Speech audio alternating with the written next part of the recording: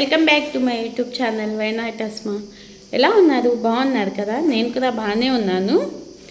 ఈరోజు యాక్చువల్గా ఏంటంటే మిక్సీ అనేది పాడైపోయింది. సో అది రిపేర్ చేయించుకోదామని చెప్పి నెల్లూరుకి అయితే వెళ్తున్నాము. అయితే ఇలా కట్టేసాము, ఫుల్ ప్యాకింగ్ అయిపోయింది. బాక్స్ ఉంది కానీ ఇప్పుడు అది ఎందుకులే అని చెప్పి తీసుకెళ్ళట్లేదు. ఈ టైంలో స్టార్ట్ అవుతున్నాం, మరి ఏ టైం అవుతుందో అసలు అవుతుందో లేదో. ఈరోజు సాటర్డే కాబట్టి మిక్సీ రిపేర్ చేస్తారో లేదో చూడాలి. మరి వెళ్ళాక బ్లాగ్ పెడదామంటే కుదరటమే లేదు. సో తాహిర్ని చూపించాలంట.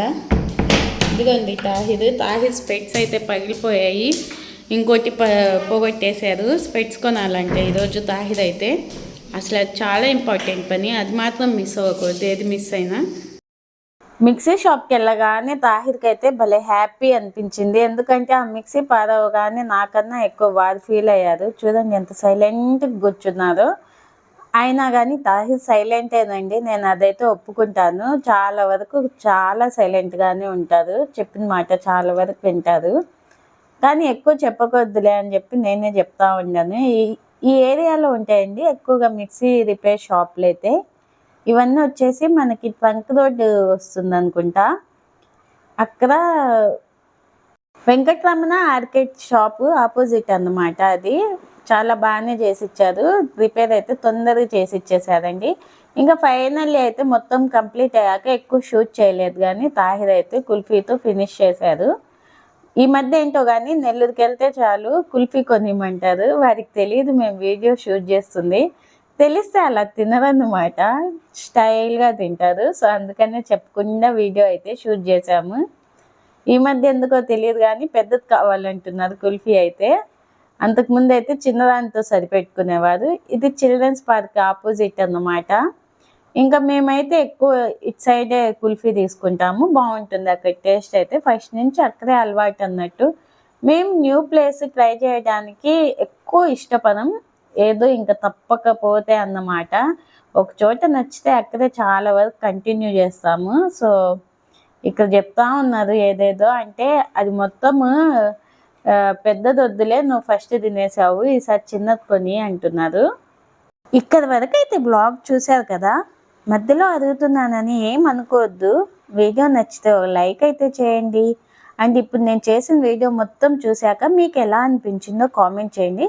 కొత్త వాళ్ళు చూస్తుంటే సబ్స్క్రైబ్ చేసుకొని వీడియోని అయితే చూడడం కంటిన్యూ చేయండి. నా వీడియోస్ నచ్చితేనే అన్నమాట. ఇక్కడైతే నెయ్యిని ప్రిపేర్ చేస్తున్నా. నేనైతే ఈ నెయ్యి ప్రిపేర్ చేయడం నేర్చుకున్నప్పటి నుంచి అసలు ఘీ అనేది బయట కొనడమే లేదు. అంతకుముందు కూడా అసలు ఘీ నేను బయట కొన్నది లేదు.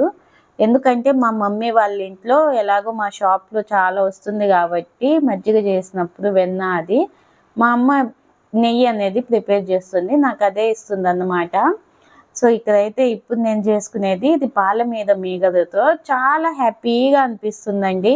మైండ్కి రిలాక్సేషన్ కూడా. ఎందుకంటే మనం అన్ని రోజులు దాచిపెట్టి దాన్ని నెయ్యిలాగా ప్రిపేర్ చేసి ఆ నెయ్యి మంచి స్మెల్ వస్తుంటే ఎంతో హ్యాపీగా అనిపిస్తుంది. ఎప్పుడైనా వంటల్లో ఈ నెయ్యి యూస్ చేసినప్పుడు చాలా బాగుంటుంది కదా స్మెల్. అండ్ ఇక్కడైతే చాలా ఈజీ. ఇది మేగన్ నెయ్యి మాత్రం మనం డీప్ ఫ్రిడ్జ్లో పెట్టుకోవాలి. నార్మల్ ఫ్రిడ్జ్లో పెడితే ఎక్కువ రోజులు పెట్టే కొద్దీ స్మెల్ చేంజ్ అయిపోతుంది. డీప్ ఫ్రిడ్జ్లోనే మనం కలెక్ట్ చేసే మీగడ. నేనైతే ఇది 3/4 లీటర్ 1/2 లీటర్ పాల మీగడ అన్నమాట. అంటే అంత పాల మీదదే నాకు చూడండి ఒక 10-15 డేస్కి చాలా వస్తుంది. 10 డేస్కి నేను ఆల్మోస్ట్ కరిగించేస్తాను అన్నమాట.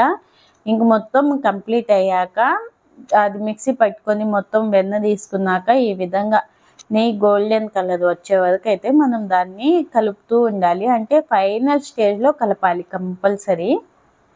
ఈ టైంలో మనం కలపకపోతే కొన్నిసార్లు మాడు వాసన వచ్చేస్తుంది, లాస్ట్లో అయిపోతుంది అనగా మనం చూసుకోవాలి నెయ్యిని మాత్రం. అంతకుముందు అంతా మనం పొయ్యి మీద సిమ్లో పెట్టి వదిలేసినా అది కరుగుతూ ఉంటుంది. ఇంకా దీన్ని అయితే ఇలా స్టీల్ బాక్స్లోకి అయితే ట్రాన్స్ఫర్ చేసుకుంటున్నా. కొన్ని రోజులు కొద్దిగా నెయ్యి ఉన్నప్పుడు ప్లాస్టిక్ బాక్స్లో అయితే పెట్టాను, ఎందుకో నాకు అలా నచ్చలేదు. అందుకే ఇలా స్టీల్ బాక్స్లోకి అయితే ట్రాన్స్ఫర్ చేసి పెట్టేసుకుంటున్నా నెయ్యిని. ఈ వేస్టేజ్ ఏదైతే ఉందో నెయ్యి మీదది అది ఎంత మంచిగా అంటే నెయ్యి ఎలా వచ్చిందని మనం చెప్పేయచ్చు దాన్ని చూసే. అంతకుముందు మా దగ్గర నెయ్యి ఎవరైనా తీసుకున్నప్పుడు వేస్టేజ్‌ని చూసి తీసుకునేవాళ్ళు. అంటే మా అమ్మ వాళ్ళ ఇంట్లో. సో, నాకలా తెలుసన్నమాట. అంతకుముందు అమ్మేవాళ్ళులెండి. ఎక్కువొచ్చేది అప్పట్లో. ఇప్పుడు లేదులెండి అంత అమ్మడం అదంతా లేదసలు. ఇంట్లోకే సరిపోతుందన్నమాట. నేను కూడా నెయ్యి ప్రిపేర్ చేసినప్పుడు ఒకసారయితే చాలా వచ్చింది. 2 లీటర్స్ వచ్చింది. సో, ఆ తర్వాత నుంచి నేను ఎక్కువ యూజ్ చేసేస్తున్నాను. ఏదో ఒక దాంట్లో వేసేసి నేనే ఇంకా ఇంట్లోకో లేదంటే ఏదైనా ఫంక్షన్స్ అప్పుడు యూజ్ చేస్తున్నాను. ఇంకా ఆ రోజు మధ్యాహ్నం లంచ్ అయితే చికెన్ బిర్యానీ ప్రిపేర్ చేశా. కుక్కర్‌లో బిర్యానీ చాలా ఈజీ అండ్ చాలా టేస్టీగా ఉంటుంది. అండ్ ఇక్కడైతే చికెన్ కర్రీ కూడా ప్రిపేర్ చేశాను. అంటే గ్రేవీ లాగా సెమీ గ్రేవీ ప్రిపేర్ చేసేసా. ఇంకా ఫైనల్లీ పెరుగు పచ్చడి అన్నమాట. సింపుల్‌గా అయిపించేసానండి లంచ్ అనేది. ఈ మధ్య ఏంటో గానీ ఎండలు బీభత్సంగా మండిపోతున్నాయి. ఈ ఎండలకో ఏమో తెలీదు గానీ ఎక్కువ అసలు లంచ్ తినబుద్దే కావట్లేదు. ఇంక ఈవినింగ్ తిందామనుకున్నా ఎక్కువ తింటే నాకు పడదు ఈవినింగ్ టైంలో. మీ దగ్గర ఎలా ఉన్నాయి ఎండలు? కామెంట్ చేసేయండి. ఆల్మోస్ట్ ఆంధ్రాలో మొత్తం ఎండలు ఎక్కువున్నాయనే చెప్తున్నారు. ఎండ విషయం ఏమో తెలీదు గానీ సన్ ఎక్కువగా కనిపియకపోయినా అదో రకమైన ఉక్కపోతలాగా ఉంటుంది. అంటే హ్యూమిడిటీ ఎక్కువుందన్నమాట క్లైమేట్‌లో. దానివల్ల అసలు ఊపిరి ఆడట్లేదు. మెయిన్ ఏదోలా ఉంటుంది. గాలి వస్తున్నా గానీ ఆ గాలి కూడా ఏదోలా అనిపిస్తుంది. అటు సెగ్గాలి కాదు, అది ఏదో హ్యూమిడిటీ లాగే ఉంది. మా దగ్గర అయితే సన్‌సెట్ ఇదంతా చాలా బావుంటుందండి. సన్‌రైజ్ కూడా చాలా బావుంటుంది. ఈ మధ్య నేను అసలు లేయడమే లేదు మార్నింగ్ టైంలో. సో, చూడడమే లేదనమాట సన్‌రైజ్ అనేది. ఇక్కడైతే మా బాబుని చూడండి ఇంకా ఏదో ఆడుకుంటా ఉన్నారు. వీళ్ళకి వరుసగా హాలిడేస్ వచ్చేసాయి కదా! వాళ్ళ డ్యాడీ వచ్చాక వాళ్ళ డ్యాడీతో చెప్తున్నారు ఆ రోజు ఆఫ్టర్‌నూన్. ఈరోజు చికెన్ బిర్యానీ అని. ఇంక వాటితో నేను అలా రౌండ్ తిరిగాననుకోండి, నేనైతే ఖచ్చితంగా కళ్ళు తిరిగి కింద పడతా. అందుకే నేను వీడియో కూడా ఆపేసాను. ఇంకా ఈవినింగ్‌కైతే చపాతీ ప్రిపేర్ చేద్దామని పిండి అయితే ప్రిపేర్ చేసేసాను. ఎందుకో తెలియదు గానీ అసలు నేనెప్పుడు చపాతీ చేసినా చాలా స్మూత్‌గా వస్తుంది. ఆ రోజు పిండి ఫాల్టా, నేను కలపడం ఫాల్టో అర్థం కాలేదు గానీ కొంచెం గట్టిగానే వచ్చాయి. ఇలా చపాతీ పిండి కలిపేటప్పుడు రింగ్స్ అనేవి తీసేసి ఒకే చేతికేసేస్తాను నేను. ఎందుకంటే ఇంక దాంట్లో వెళ్ళిపోతే అది క్లీనింగ్ ఎక్కువ కష్టం కదా! మనం ఎంత చపాతీ పిండి కలిపినా గానీ ఒక చపాతీ ముద్ద అంత మాత్రం మా బాబుకి ఇచ్చేయాలి ఆ పిండి. ఇంక వాడు దాంతో ఆడుకుంటే మనం హ్యాపీగా మన పని మనం చేసుకోవచ్చు. వాడికసలు చపాతీ పిండి ముద్ద ఒకటి ఇచ్చేస్తే ఆడుకుంటానే ఉంటాడండి. దాంతో డిఫరెంట్‌గా బొమ్మలైతే చేస్తానే ఉంటారు. ఫస్ట్ అయితే ఇక్కడ ఒక ఆర్ట్ గీశారు చూడండి. తర్వాత ఇంకోటి చూపిస్తా. భలే నీట్‌గా గీశారు దీన్నే. ఇలా కాదు మంచిగా గీయాలని చెప్పేసరికి. అవన్నీ ఏంటంటే వాళ్ళు చూస్తా ఉంటారు కదా కొన్ని వీడియోస్. వాటిల్లో క్యారెక్టర్స్ అన్నమాట అవి. చాలా నీట్‌గా గీస్తున్నారండి. అంటే చూసి చూ గుర్తుపెట్టుకొని చూడకుండా గీస్తున్నారన్నమాట. నాకు మంచిగా అనిపించింది. నాకు డ్రాయింగ్ అంటే చాలా ఇష్టం. బట్ ఎక్కువ వేయడం నాకు రాదు. మెయిన్ అసలు బద్ధకం. ఎక్కువసేపు దాని మీద ఇంట్రెస్ట్ పెట్టలేను. ఇంకా ఆ రోజైతే ఇది మొత్తం క్లీన్ చేసేసాను. ఈ మధ్య ఇంట్లో ఏవి ఎక్కువ పట్టించుకోకపోవడం వల్ల అన్నీ ఎక్కడికక్కడ ఉన్నాయన్నమాట. సో, అదంతా క్లీనింగ్ అయితే పెట్టుకొని చేసేసాను. నా హెయిర్ ఏంటో తెలియదు గానీ ఎక్కడ చూసినా ఉంటుంది. నేను ఒక్కదాన్ని ఉంటేనే మా ఇంట్లో ఇంత హెయిర్ ఉంది. ఇంకా ఒకళ్ళకి ఇద్దరు, ముగ్గురు ఆడవాళ్ళు ఉంటే ఇంకెలా ఉండేదో. మేమున్న చోట క్లైమేట్‌కి అసలు హెయిర్ అనేది చాలా రాలిపోతుందండి.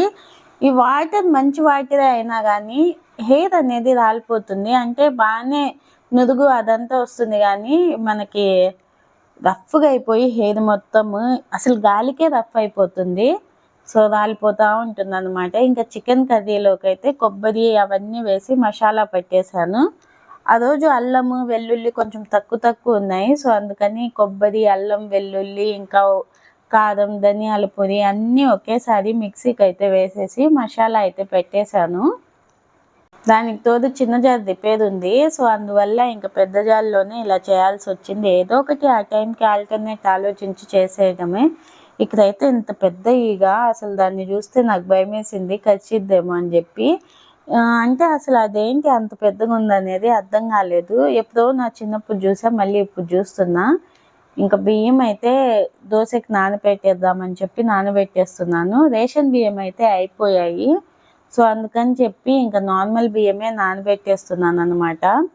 మెంతులు అనేవి కంపల్సరీ యాడ్ చేస్తానండి నేను బియ్యం పిండి నానబెట్టేటప్పుడు. అదేలేండి బియ్యం నానబెట్టేటప్పుడు దోశలోకి.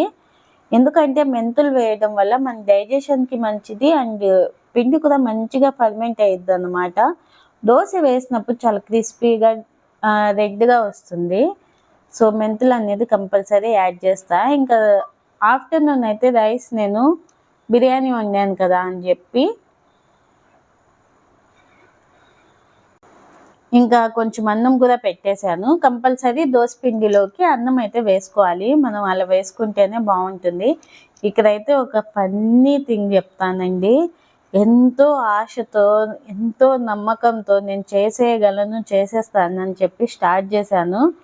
అదేంటంటారా? మోతిచూర్ లడ్డు అన్నమాట. నాకు యాక్చువల్లీ చాలా ఇష్టము ఆ లడ్డు. బయట తిన్నప్పుడు కొన్ని చోట్ల బాగుంటుంది, కొన్ని చోట్ల టేస్ట్ వేరేలా ఉంటుంది. అప్పుడు నాకు తెలిసింది ఏంటంటే గోధుమ రవ్వ ఉంటుంది కదా, బన్సీ రవ్వ, దాంతో ప్రిపేర్ చేస్తారు కొన్ని చోట్ల అని చెప్పి తెలిసింది. అది కూడా టేస్ట్ బాగానే ఉంటుంది. సో బాగానే ఉంటుందిలే అని చెప్పి నేనైతే ప్రిపరేషన్ మొత్తం స్టార్ట్ చేసా. ఎలాగో కాజు అవన్నీ లేవు, ఉండుంటే అవి కూడా వేస్ట్ అయ్యేవేమో. చెప్పేశాను కదా వేస్ట్ అయిందని చెప్పినప్పుడే అర్థమైపోవాలి మీకు. ఇంకా చాలా హడావుడిగా మంచిగా ప్రిపేర్ చేద్దామని నెయ్యి మంచిగా వేసి మంచిగా, అంటే ఒక కప్పు రవ్వకి 3 కప్స్ వాటర్ అనమాట. నేను 3 కప్స్ వాటర్ అయితే వేసేసి ఇంకా ఆ రవ్వనైతే ఇలా తిప్పుతూ ఉన్నాను. చేసినంత సేపు నాకు మంచిగా వచ్చిద్దిలే అంటే అదే ఫీలింగ్లో చేస్తున్నాను అనమాట. చాలా వరకు నేను ఫస్ట్ టైం ట్రై చేసినా కానీ వంటలు బాగానే కుదురుతాయి. ఇంకా అప్పుడప్పుడు ఇలా జరిగితేనే కదా మనకి ఇంకోసారి నీట్గా చేయగలం అని నాకు అనిపించింది. ఇక్కడ ఏంటి రెడ్గా అయిపోయింది అనుకోవద్దు, ఫుడ్ కలర్ అయితే కొద్దిగా యాడ్ చేసా. చూడడానికి భలే టెంప్టింగ్గా అనిపించిందండి. చేసినంతసేపు ఎప్పుడు తినేద్దాం అన్నట్టు నింది ఫీలింగ్ అయితే. అంటే స్మెల్ అంత బాగా వస్తూ ఉండింది అనమాట. నెయ్యి వేసా కదా, డైరెక్ట్ ఇంట్లో నెయ్యి కాబట్టి స్మెల్ అనేది చాలా బాగా వస్తూ ఉండింది. ఇంకా 1 కప్ షుగర్ అన్నారు, 1 గ్లాస్ అదే రవ్వకి. నేనైతే ఏం చేశానంటే 1.5 కప్పు షుగర్ అయితే వేసేసాను. స్వీట్నెస్ తగ్గినట్టు అనిపించేసరికి వేసాను. షుగర్ వల్ల ఫాల్ట్ ఏం కాలేదు, కానీ అంత 1.5 కప్పు షుగర్ వేసినా కానీ స్వీట్ అయితే లేదండి లడ్డు అయితే. ఇంకా ఫైనల్లీ లడ్డు ఎలా ఉందో లాస్ట్లో చెప్తాను. చూసారు కదా, ఇదంతా ప్రాసెస్ చూస్తూ ఉంటే మంచి కుదిరేలాగే అనిపిస్తుంది కదా. అన్ని డ్రై ఫ్రూట్స్ అయితే దాంట్లో వేసేసాను, బాదం అవన్నీ. బాదం చాలా టేస్టీగా ఉండిందండి, అలా తినేసినా బాగుండేదేమో. ఇంకా దాంట్లో అయితే వేసేసాను. వేసి అలాగే కలుపుతూ ఉండాలి. ఎంతసేపు కలపాలంటే ప్యాన్ నుంచి సపరేట్ అయ్యే వరకు. నేను చాలా యూట్యూబ్ వీడియోస్ అయితే చూసే ఇది స్టార్ట్ చేశాను ప్రిపరేషన్. దాంట్లో వాళ్ళు చూపించినప్పుడు ఇలాగే కలిపి ఇలాగే చేశారు. టేస్ట్ చాలా బాగుందనే చెప్పారు. సో అదే హోప్తో నేను కూడా ఇలాగే ట్రై చేశాను అన్నమాట. నేను చేసింది ఫాల్టా లేదంటే వాళ్ళు చెప్పేది కరెక్ట్ కాదా నాకు అర్థం కాలేదు. బయట కూడా కొన్ని చోట్ల ఇదే రవ్వతో ఉంటుంది లడ్డు, బాగానే ఉంటుంది. మరి అంత వరస్ట్గా అయితే ఉండదు, బట్ ఎక్కువ టేస్ట్ అనిపించదు. కొన్ని చోట్ల ప్యూర్గా శనగపిండితో చేస్తారు, సో అదైతే టేస్ట్ చాలా బాగుంటుంది. ఇంకా ప్యాన్ నుంచి సపరేట్ అయిపోయాక నేను కింద అయితే పెట్టేశాను. ఇంకా ఎక్కువసేపు స్టవ్ మీద పెడితే ఆ వేడికి ఏమైనా అయ్యిద్దేమో, కింద మాడిపోతుంది అని చెప్పి. ఇంకా వేడిగా ఉన్నప్పుడే ఉండలు చుట్టుకోవాలి లడ్డూకి అని చెప్పారు. నేను ట్రై చేశాను, ఒకటైతే చేశాను కానీ వామ్మో నా చెయ్యి అయితే కాలిపోయింది. ఇంకా ఇలా అవ్వదులే అని చెప్పి కాసేపు వదిలేసాను అనమాట చల్లగా అవ్వగటానికి. అలా ఉండలు చుట్టేటప్పుడు కూడా నాకైతే మనసులో మంచి ఫీలింగ్, వావ్ నేను సాధించాను, సక్సెస్ అని చెప్పి. అంటే ఒక కొత్త రెసిపీ మనం ట్రై చేసి అది మంచిగా వస్తే మనకి ఆ హ్యాపీనెస్ వేరు కదా. అది కుకింగ్లో అంటే నాకు అది భలే ఇంట్రెస్ట్గా ఉంటుంది. ఇంకా ఇదైతే నేను ఎప్పుడు అస్సలు ట్రై చేయను ఇంట్లో. నాకు ఫైనల్గా టేస్ట్ ఎలా అనిపించిందంటే, నాకు అనిపించింది, నేను హానెస్ట్గా చెప్పేస్తున్నా, బన్సీ రవ్వ ఉప్మా చేసుకొని దాంట్లో అంటే కరివేపాకు ఇవన్నీ వేయకుండా మనము నార్మల్గా ఉప్మా రవ్వని ఉడకబెట్టి దాంట్లో షుగర్ వేసుకొని తింటే ఎలా ఉంటుందో అలాగే అనిపించింది.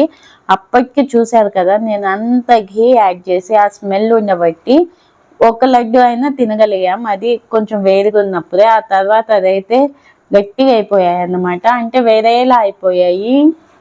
మేబీ నేను కొలతలు కరెక్ట్గా తీసుకోలేదో ఏమో. ఇంక ఇక్కడ మా బాబు అయితే వీడియో తీస్తున్నా కాబట్టి బాగుందని చెప్పారు, మీరైతే నమ్మొద్దు. ఫైనల్లీ ఇదండి నా లడ్డు స్టోరీ అన్నమాట. వీడియో చూశారు కదా, ఇదేనండి వారు మళ్ళీ డ్రా చేసింది. బాగా చేశారు కదా, నాకు బాగా నచ్చింది. మీకు ఎలా అనిపించిందో కామెంట్ చేయండి. ఇంతవరకు వీడియో చూసినందుకు థ్యాంక్ యూ సో మచ్. మళ్ళీ నెక్స్ట్ వ్లాగ్లో కలుద్దాం. అంతవరకు బాయ్.